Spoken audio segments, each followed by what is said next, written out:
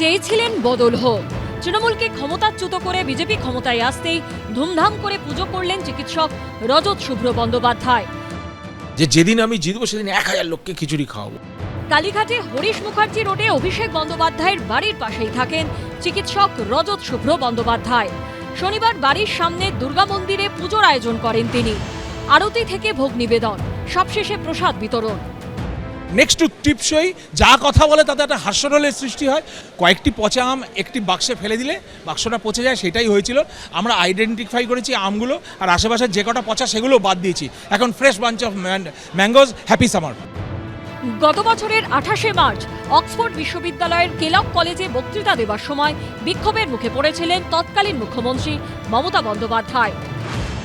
You kill Amaya. Please raise your voice. This is a democracy. Please raise your voice. I listen. I will listen carefully. সেই সময় placard হাতে প্রতিবাদ জানাতে দেখা গেছিল চিকিৎসক রজত শুভ্র বন্দ্যোপাধ্যায়কে।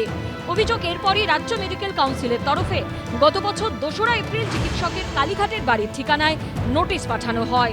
শুধু তাই নয়, বিজেপির তৎকালীন রাজ্য সভাপতি সুকান্ত মজুমদারের সঙ্গে তার সাক্ষাৎ ঘিরে নাটকীয় টানাপোড়েন তৈরি হয়েছিল। চিকিৎসকের বাড়ি যাওয়ার পথে বাধা দেওয়া হয় সুকান্ত মজুমদারকে। বাড়ি থেকে হাঁটতে হাঁটতে চলে আসেন চিকিৎসক। এরপর দুজনকে গাড়িতে তুলে নিয়ে লালবাজারেও রওনা দেয় পুলিশের গাড়ি। পরে যদিও ছেড়ে দেওয়া হয় ব্রিটিশ নাগরিক বাঙালি চিকিৎসককে। যখন আমি ওকে প্রথম ঢিলটা ছুড়ি তখন আমি বুঝেছিলাম এর মহিলার কিচ্ছু নেই। এ ভীতু, এ পুলিশ দিয়ে লোককে চালায়, কোনো কিছুর জন্য তৈরি না। না আছে শিক্ষা, না আছে বিদ্যা, নিম্ন রুচি, নিম্ন মেধা, সব মিলে যা হয় সেই একটা জিহাদি মহিলা। তৃণমূল সরকারের পতনের পর তিনি পুজোর আয়োজন করেছিলেন। শনিবার চিকিৎসকের পুজোয় প্রসাদ খেতে আসেন বহু স্থানীয় মানুষ। সৌমিত্র রায় ও ঝিলম করঞ্জায়ের রিপোর্ট, এবিপি আনন্দ।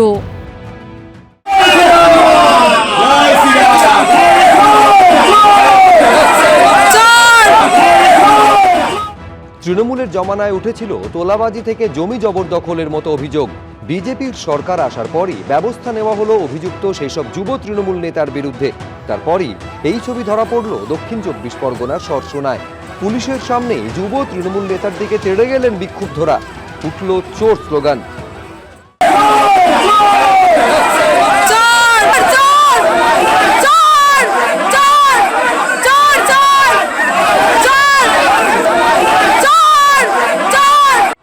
ধৃত যুব তৃণমূল নেতাকে লক্ষ্য করে পুড়ে এলো কিল, চড়।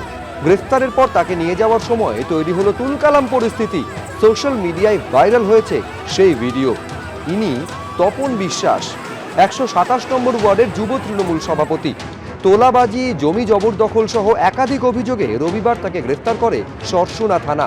জনরোষের মুখে বেকায়দায় পড়ে ধৃত নেতার থেকে দূরত্ব তৈরির চেষ্টা করেছেন তৃণমূল কাউন্সিলর। আসলে ওকে ওই যে ওখানকার আশেপাশের লোককে ডিস্টার্ব করতো, জমি দখল থেকে আরম্ভ করে তোলাবাজি থেকে আরম্ভ করে। যদি সে অবশ্যই যদি অন্যায় করে থাকে তাহলে আইনি তার পদক্ষেপ নেবে। আমরা অন্যায়ের সাথে কোনো আপোষ করবো। অনেকবার ওকে বলা হয়েছে, দল থেকেও ডেকে অনেকবার বলেছে, ওর কথা কারো শোনেনি।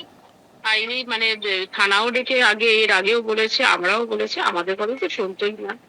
এই ঘটনায় অভিযুক্ত আরো 3 জন। পুলিশ সূত্রে দাবি তাদের খোঁজ চলছে। তাদের বিরুদ্ধে অস্ত্র আইনে মামলা রুজু হয়েছে। আবির দত্ত, এবিপি আনন্দ, কলকাতা। এবিপি আনন্দ, এগিয়ে থাকে, এগিয়ে রাখে।